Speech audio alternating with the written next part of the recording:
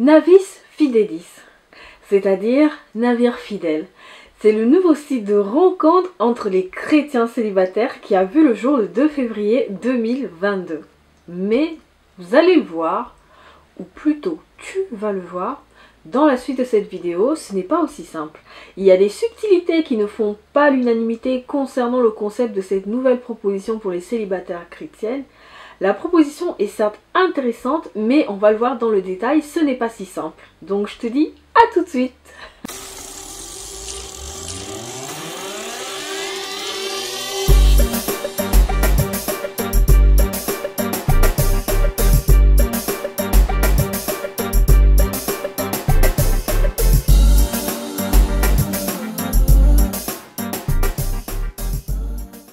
Bonjour à tous, je suis heureuse de te retrouver dans cette nouvelle vidéo. Je suis Graceno, une chrétienne ordinaire, mais extraordinaire par la grâce de Dieu. Sur cette chaîne, nous parlons de divers sujets, spiritualité, développement intégral, style de vie. C'est un univers d'inspiration chrétienne dans une perspective de développement intégral. Ça veut simplement dire qu'à travers tous les sujets qu'on aborde sur cette chaîne, on cherche à se développer intégralement en étant relié à Dieu et aux autres par de vrais liens, en cultivant des relations de qualité. Pour commencer, donc je vais d'abord faire une critique, ou plutôt des remarques. Ensuite, je vais vous donner mon avis par rapport au site internet. Et je tiens à dire que j'ai discuté avec certaines personnes, donc c'est vrai que c'est mon avis, mais il y a quand même aussi le résultat des échanges que j'ai eu avec certaines personnes. Je remercie notamment Telou du blog Angel Cake, qui est une blogueuse chrétienne. Vous pouvez consulter son site internet, vous avez le lien dans la barre d'informations, donc vous pouvez aller voir ce qu'elle fait. C'est une proposition différente, intéressante. Donc voilà, elle a été répertoriée il y a quelques années quand j'avais essayé de répertorier les blogueuses catho, je précise, sur la toile. Voilà. Donc merci beaucoup Telou pour ton avis. Je lui ai dit que j'avais envie de faire une vidéo, hein, donc elle m'a donné un avis voilà, que j'ai trouvé assez intéressant. Donc, et puis j'ai discuté avec mon mari, et puis j'ai discuté avec d'autres personnes, donc en fait c'est un méli-mélo. J'avais déjà mon avis, mais j'aime bien échanger parce que ça me permet de m'enrichir à travers les avis des autres, les réflexions des autres. Voilà. Donc je précise aussi que je n'ai pas pris contact avec les fondateurs du site Navis Fidelis parce que je voulais avoir une appréciation objective. Donc cette vidéo n'est pas sponsorisée par Navis Fidelis et d'ailleurs je ne connais même pas les fondateurs, en tout cas personnellement. Donc le site Navis Fidelis prône la création d'événements entre les célibataires catholiques de plus de 26 ans. Il n'y a a priori pas de limite haute sur l'âge, c'est-à-dire on n'interdit pas par exemple aux personnes qui ont entre 40 et 50 ans ou entre 50 et 60 ans de s'inscrire. On dit juste qu'il faut avoir au moins 26 ans, donc ça va en augmentant, il n'y a pas de limite haute. C'est très intéressant. Ensuite, il n'y a pas de modération sur le type d'événement à proposer sur le site. Mais il s'agit plutôt de favoriser les rencontres culturelles, sportives, spirituelles, récréatives, ludiques, gastronomiques, etc. En tout cas, c'est tout ce qui est dit sur le site internet. Donc en fait, il y a une certaine liberté quand même sur le type de proposition qu'on peut avoir. Mais ces propositions-là doivent se faire en fait entre des personnes qui partagent les mêmes valeurs, ou pour le dire de façon très simple, comme c'est présenté sur le site internet, c'est que vous proposez des événements avec d'autres célibataires catholiques, des célibataires qui s'intéressent à ce que vous proposez. En revanche, il faut un minimum de 3 participants pour chaque événement qui est proposé, d'accord, pour éviter, à mon avis, que ça devienne un rendez-vous en tête-à-tête. Donc 3 personnes, c'est déjà pas mal. La Bible dit que là où 2 ou 3 sont réunis en mon nom, je suis au milieu d'eux. Donc on dit Amen. Donc c'est très intéressant, ça évite justement l'embarras de se retrouver avec quelqu'un qu'effectivement on ne connaît pas et puis de ne pas pouvoir se sentir libre. Mais le fait qu'il y ait une 3e personne, ça garantit déjà quand même En tout cas, ça permet d'éviter la gêne qu'il pourrait y avoir entre deux personnes et d'avoir le sentiment qu'on est dans un rendez-vous galant. Donc le concept de Navis Fidelis a pour ambition de casser la dynamique des sites de rencontres classiques ou des applications de rencontres. Parce que les rencontres dans le cas de Navis Fidelis ne se font pas en ligne, mais dans la vraie vie. Et c'est ça justement la subtilité, les rencontres se font au sein d'un groupe de personnes qui participent à une activité conviviale. Mais on va voir dans le détail comment ça fonctionne. Donc il n'est pas possible, par exemple, de choisir qui on va rencontrer sur le site internet, évidemment. Le but étant de se rencontrer en dehors du site internet, mais le site étant simplement là pour faire le lien, pour favoriser justement la rencontre, parce que on sait qu'aujourd'hui ce n'est plus aussi simple de rencontrer du monde. Entre le travail, entre le temps qu'on passe sur les réseaux, entre les divers engagements qu'on va avoir, ça devient relativement difficile, ou alors on voit tout le temps les mêmes personnes, on ne fait pas de nouvelles rencontres, ce qui fait qu'on n'élargit pas le champ des possibilités pour faire des rencontres. Donc c'est justement ce que Navis Fidelis vient proposer. Ce qui est intéressant aussi, c'est qu'on ne peut pas faire une conversation privée sur le site, comme cela se fait sur les sites de rencontres classiques et sur les applications de rencontres classiques. Dans le cas de Navis Fidelis, on ne peut pas faire une conversation privée avec les autres personnes inscrites sur le site internet. Toutes les conversations possibles se font en public, ça veut dire qu'elles se tiennent entre les membres qui participent à un même événement. Donc s'il y a un événement qui est proposé, il y a une messagerie de groupe liée à cet événement-là, et en fait, tout ce que vous allez écrire est lu par les autres membres, des personnes qui ont choisi d'y participer. Donc le site fonctionne sur un système de parrainage par des ecclésiastiques, c'est-à-dire des personnes qui ont reçu une participation au sacrement de l'ordre, donc évêque, prêtre, diacre, ou un membre de la vie consacrée, religieux, religieuse, moine, monial, vierge consacrée, ermite, enfin on vous a fait toute la liste sur le site internet. Finalement, quand on regarde un peu comment ça se présente, 3 mots vont résumer l'ensemble de l'approche de Navis Fidelis.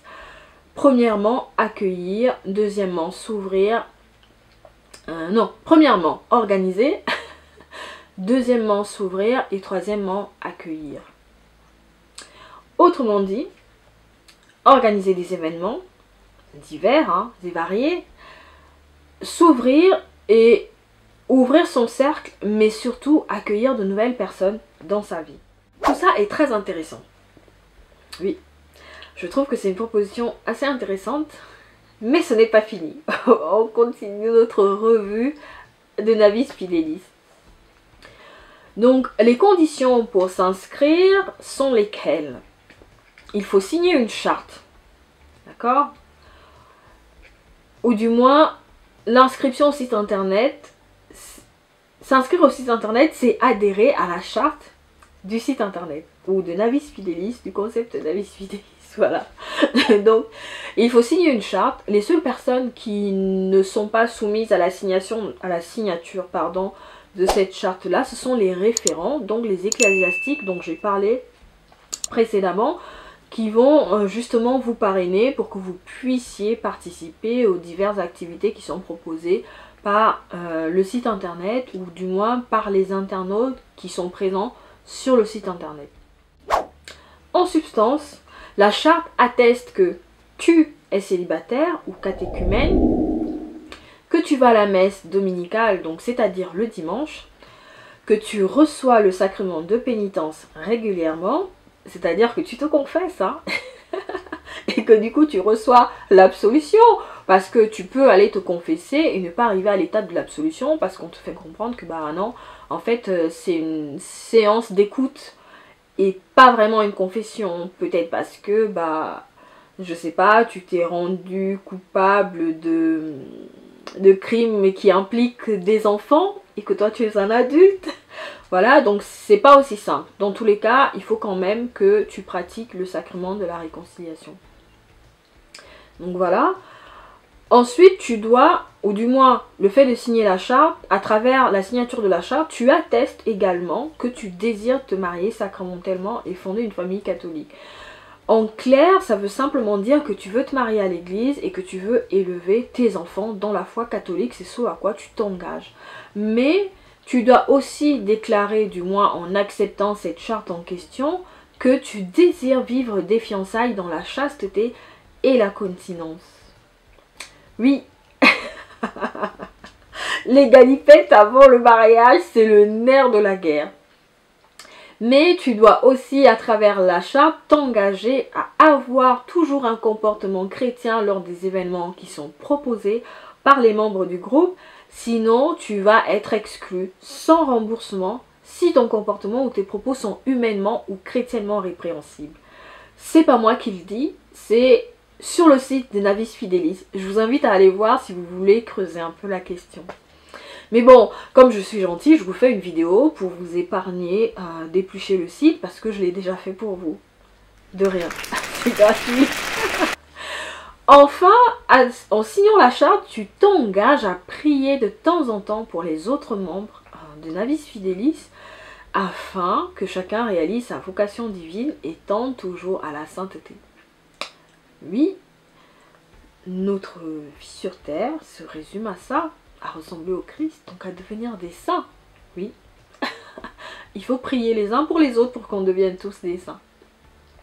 Voilà qui est dit. Pour les fondateurs de Navis Fidelis, en tout cas c'est ce qui est noté sur le site, l'adhésion à la charte est obligatoire pour s'inscrire parce que c'est la garantie que le site ne regroupe que des célibataires catholiques, pratiquants et sérieux.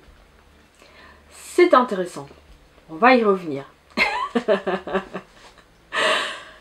Je rigole parce que j'avoue que j'ai quand même pris plaisir à faire cette vidéo parce que je trouve que c'est intéressant comme proposition dans l'écosystème actuel. Après notamment la sortie de Even, il y a un an déjà. Et ce site internet qui arrive, en plus de Theotokos, etc.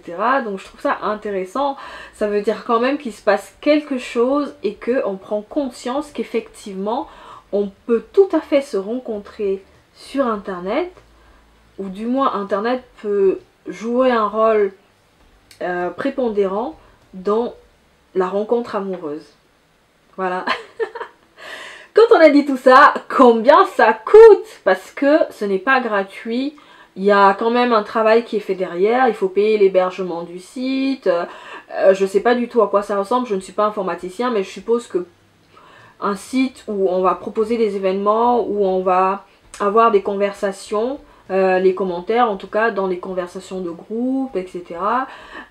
Ça nécessite énormément de moyens et surtout du temps. Donc si les gens le font bénévolement, il faudrait quand même qu'ils arrivent à entrer dans leurs frais parce que ils proposent quelque chose qui, j'ai envie de dire, qui est attendu parce qu'on devient aussi de plus en plus exigeant étant donné que sur les sites de rencontres classiques, il y a beaucoup de déconvenus. Donc on devient exigeant dans ce qu'on recherche et effectivement, avoir une proposition de ce type-là, ça peut être intéressant.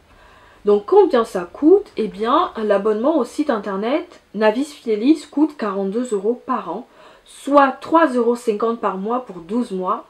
C'est bien moins qu'un abonnement Netflix.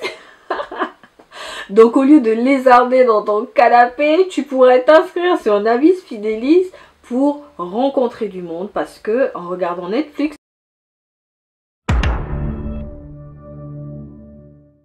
tu ne rencontres personne. Donc avec l'abonnement, il n'y a aucune limitation. Tu peux participer à tous les événements que tu souhaites et tu peux en créer aussi autant que tu le souhaites. Ça peut être un événement par jour, un événement par semaine. Il n'y a aucune limite étant donné que tu payes un abonnement annuel. Donc quand l'inscription arrive à son terme, elle n'est pas renouvelée automatiquement. C'est à toi de poursuivre ou pas l'abonnement. Donc si tu as rencontré l'amour de ta vie, a priori tu n'as plus aucun intérêt d'être sur le site.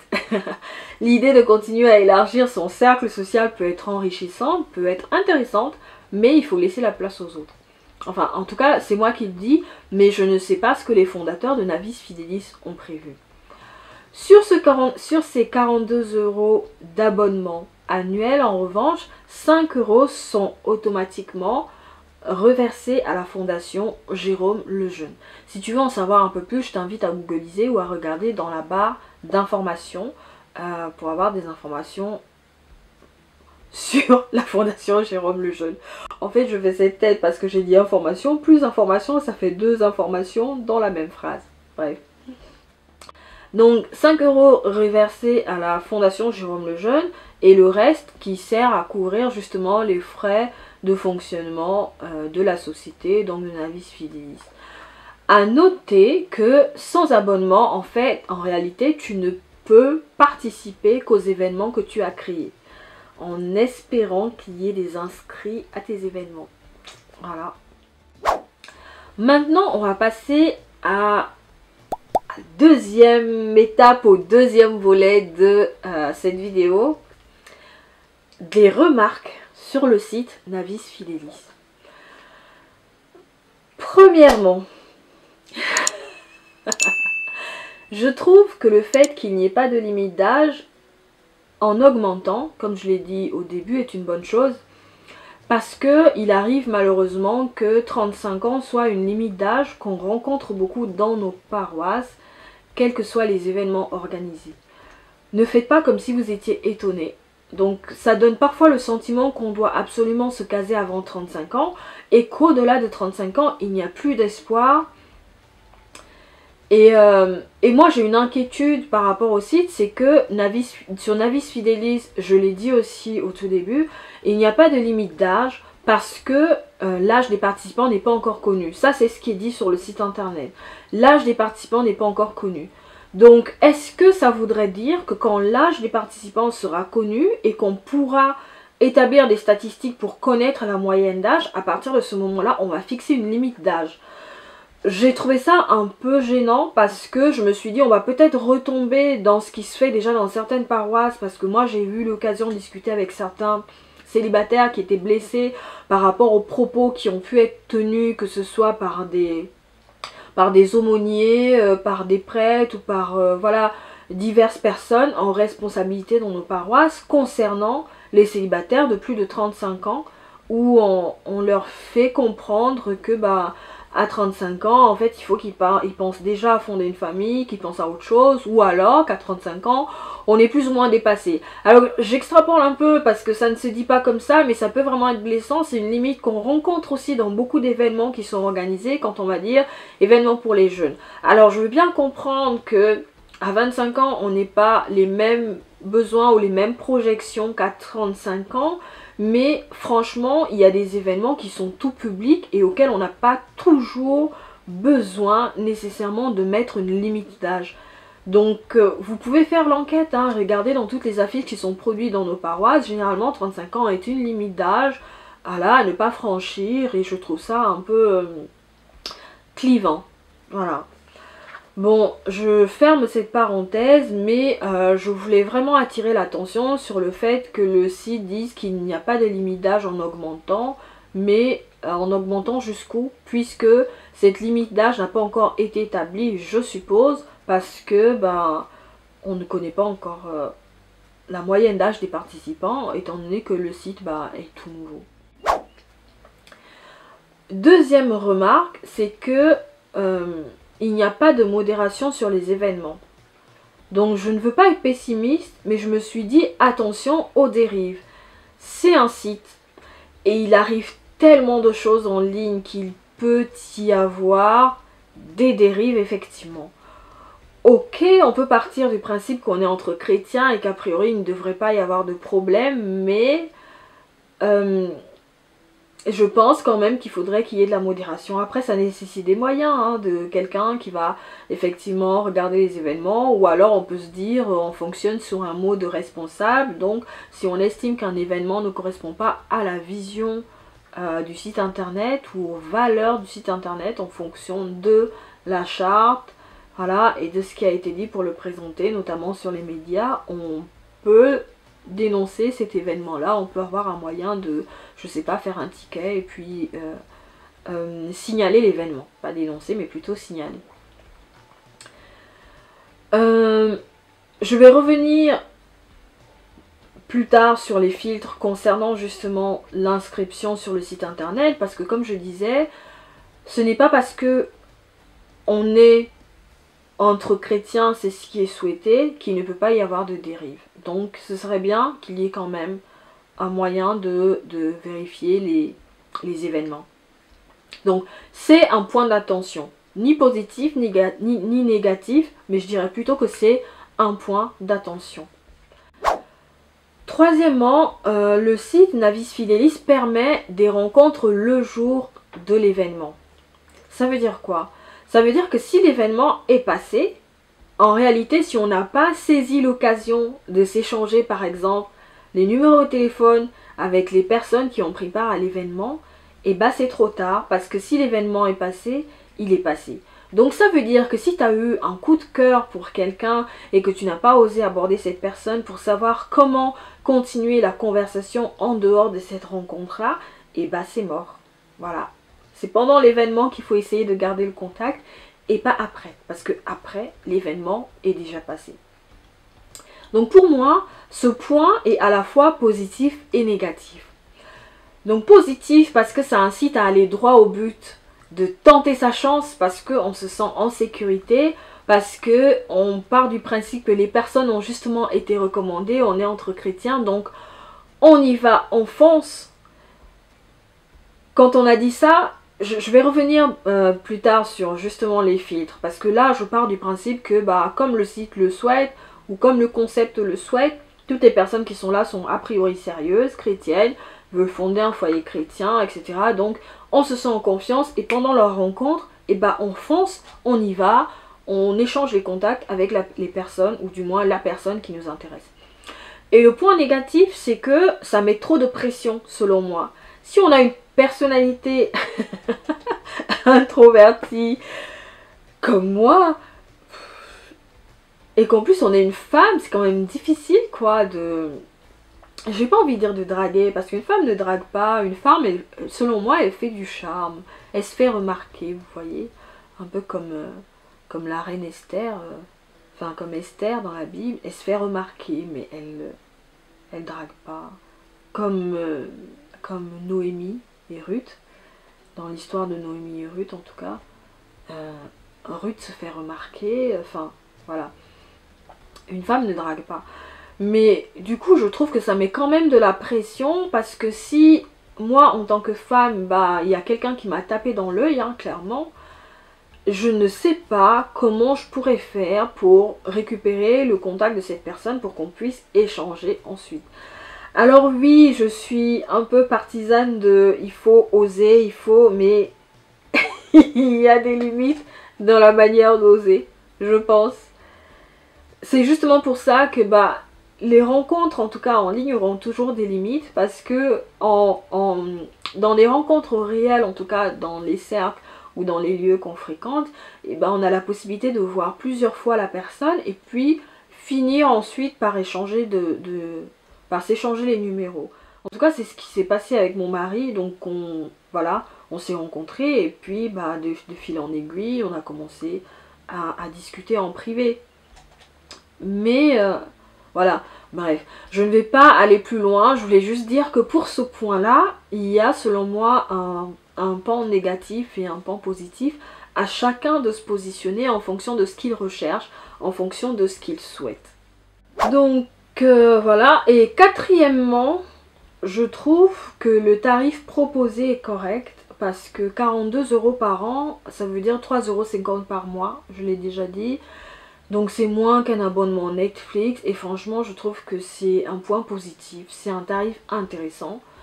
3,50 € par mois, ça peut se faire si on se donne vraiment les moyens de maximiser en tout cas les rencontres.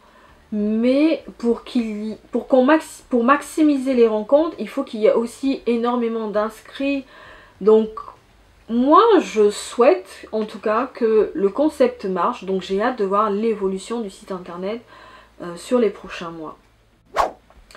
Donc cinquièmement, il y a une grosse incertitude, c'est les propositions et le nombre d'inscrits, et ça fait la transition avec ce que je disais précédemment, qu'il faudrait qu'il y ait beaucoup plus d'inscrits pour que justement il y ait aussi beaucoup plus de possibilités et donc de propositions. Voilà, donc j'ai envie de voir comment ça va évoluer au cours des prochains mois. C'est juste la grosse incertitude et c'est le 5e point. Donc voir comment ça va évoluer, voir si les gens adhèrent, voir si la nouvelle proposition est intéressante. Surtout à l'approche de l'été, parce que l'été c'est une saison favorable durant laquelle se font de nombreuses rencontres. Donc on a envie de sortir parce qu'il fait beau. Il faut espérer qu'il y ait plus d'inscrits, donc plus d'événements, en tout cas en plein air, pour faire vivre la plateforme. Parce que s'il n'y a pas d'inscrits, s'il n'y a pas d'événements, et ben la plateforme va mourir. Voilà. Maintenant, on va aborder le dernier volet de cette vidéo, mon avis. Je suis sûre que c'est mon avis que vous attendez, mais il n'a rien d'exceptionnel. Et en réalité, il va puiser aussi dans ce que j'ai déjà dit précédemment. Donc maintenant que j'ai fait ce panorama, je vais donner mon avis qui n'engage que moi. Au-delà de tout ce que j'ai dit, il y a surtout la charte d'adhésion qui a attiré mon attention. La charte à laquelle, bien sûr, il faut adhérer. Parce que si on n'y adhère pas, on ne peut pas s'inscrire. Dans la charte d'adhésion, il y a l'idée du parrainage qui peut être un grand frein, selon moi, pour le développement de la plateforme. Et c'est ce que je vais examiner avec toi. Premier point, selon la charte, il faut être célibataire, baptisé ou catéchumène. Célibataire, baptisé ou catéchumène. Bon, c'est intéressant. C'est intéressant.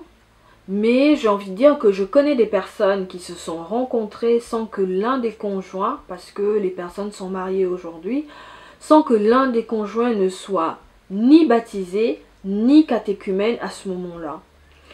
Je pense qu'on ne peut pas faire un profil d'un bon ou mauvais catholique quand on se rencontre. Quand on se rencontre, il s'agit d'abord aussi de se fréquenter amicalement avant de parler d'engagement marital. Et même avant de parler d'engagement marital, il y a l'étape des fiançailles qu'il faut passer également. Donc, je comprends cette volonté des fondateurs de Navis Fidelis de favoriser la formation de foyers chrétiens. Moi-même, je suis une grande défenseuse du couple chrétien et de la famille chrétienne parce que je crois vraiment que le mariage est une vocation, la famille est une vocation. Mais cette condition peut constituer un frein. Ne fréquenter que des personnes qui nous ressemblent, ce n'est pas, à mon sens, et je crois qu'on est nombreux à s'accorder là-dessus, ce n'est pas, à mon sens, ce que le Christ demande, et ce sont justement ce type de comportements qui ont conduit à la traite humaine et à toutes ces autres choses qui visent plus à pointer les différences entre nous. Et croyez-moi, j'en connais un rayon, je sais de quoi je parle.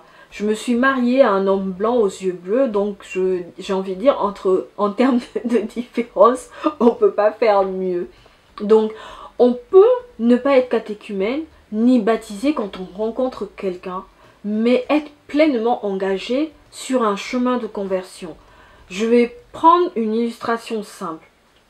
Je rencontre X, et au moment où je rencontre X, je ne suis pas baptisée. Mais je vais régulièrement à la messe, je suis peut-être dans un groupe et je réfléchis justement à franchir cette étape-là du baptême pour être accueillie dans la grande famille des enfants de Dieu. Sauf que je rencontre X et j'aime bien X, donc on commence à sortir ensemble, on fait des sorties, on se fréquente 2 mois, 3 mois, 4 mois, 5 mois, 6 mois, on se fréquente toujours. Et supposons, au bout de 6 mois, X me dit qu'il aimerait se fiancer, qu'il aimerait s'engager sur un chemin qui mène au mariage, donc il fait sa demande, voilà, et moi je suis contente, je lui dis oui. Donc là en fait débute un chemin justement de fiançailles pour vraiment réfléchir à l'engagement et à ce qu'on veut. Je ne suis pas baptisée. Est-ce que ça veut dire que parce que je ne suis pas baptisée ou que je ne suis pas catéchumène, au bout de 6 mois ou 1 an de relation, X ne peut pas s'engager avec moi? Ce n'est pas comme si j'étais fermée à l'idée de me faire baptiser parce que c'est quelque chose qui est déjà en réflexion. C'est vraiment un chemin intérieur, un chemin personnel. Donc je crois que poser ça d'emblée comme un critère, ça peut constituer un frein, même si je peux comprendre cette idée-là de se dire c'est efficace, c'est simple, t'es baptisé, t'es communié, t'es confirmé, on peut se marier, ok? Mais est-ce que justement ça ne rejoint pas aussi l'idée des sites internet classiques ou des applications de rencontres classiques où on veut que tout soit prêt, que tout soit parfait tout de suite? Voilà, c'est vraiment ce qui m'a un peu chiffonné. Mais j'aimerais entendre ce que vous avez à dire sur ce premier critère-là de la charte. Ensuite, deuxième point de la charte, c'est que il faut aller à la messe dominicale. Il faut aller à la messe du dimanche, en gros. Bon, je suis quelqu'un de très engagé, en tout cas depuis que je me suis convertie. J'ai connu des hauts et bas avec le Seigneur, des moments avec, des moments sans. Et j'ai envie de dire que oui, j'ai eu des dimanches, j'ai encore des dimanches où je n'ai vraiment pas envie d'aller à la messe. Et même quand ça ne repose pas sur l'envie, c'est simplement que je suis beaucoup trop épuisée par la semaine et que je n'arrive pas à me lever. Et que même quand je me lève, j'ai toujours l'impression d'être endormie. Parce que je suis dans un état d'épuisement total. Donc oui, ça arrive encore. Est-ce que c'est une bonne chose? Non, ce n'est pas une bonne chose parce que il faut honorer le jour du Seigneur. Mais comme disait un ami, on a tous des zones de conversion. On est toujours en chemin, on n'est jamais arrivé. Toute notre vie chrétienne n'est faite que de recommencement. Parce qu'on cherche à atteindre la perfection, c'est-à-dire qu'on cherche à marcher vraiment à la suite du Christ. Le cinquième point de la charte engage la personne qui y adhère à vivre les fiançailles dans la chasteté et la continence. Il y aurait tellement à dire sur ce point. Et même sur chaque point, il faudrait d'autres vidéos pour essayer de creuser là-dessus. Oui, c'est important, cette question de la chasteté et de la continence. Et je trouve effectivement que dans l'église, on fait trop souvent l'impasse là-dessus, parce que c'est une question qui fâche. C'est une question qui fâche, voilà. Il y en a qui ne sont pas d'accord avec l'idée qu'il faut attendre avant de manger la pomme, parce que c'est vieux jeu, ça sert à rien. Il vaut mieux manger la pomme avant pour être sûr qu'on va l'aimer après. Enfin, voilà. Franchement, je ne dirais pas que je suis absolument pour ou absolument contre, non. Mais j'ai tendance à être plutôt pour et je trouve qu'on n'en parle pas assez, voilà. Et que on a l'impression... Et que comme si le fait d'en parler était gênant ou... En fait, je sais même pas quoi dire tellement c'est une question assez difficile à aborder, je trouve. Mais oui, je pense que c'est important d'attendre. Si on n'a pas souvent attendu et qu'on souhaite vraiment bâtir, c'est important d'attendre. C'est important d'être patient. C'est important d'aimer l'autre tel qu'il est, en dehors de toutes les émotions ou tous les sentiments que le fait de manger la pomme va apporter.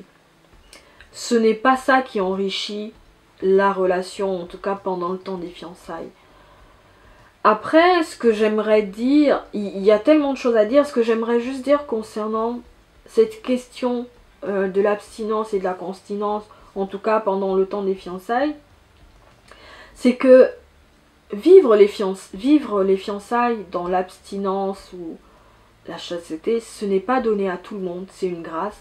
Et je crois vraiment qu'on est appelé à ça. Chacun dans son histoire personnelle. À un moment donné, on se rend peut-être compte que je n'honore pas Dieu quand je fais ça.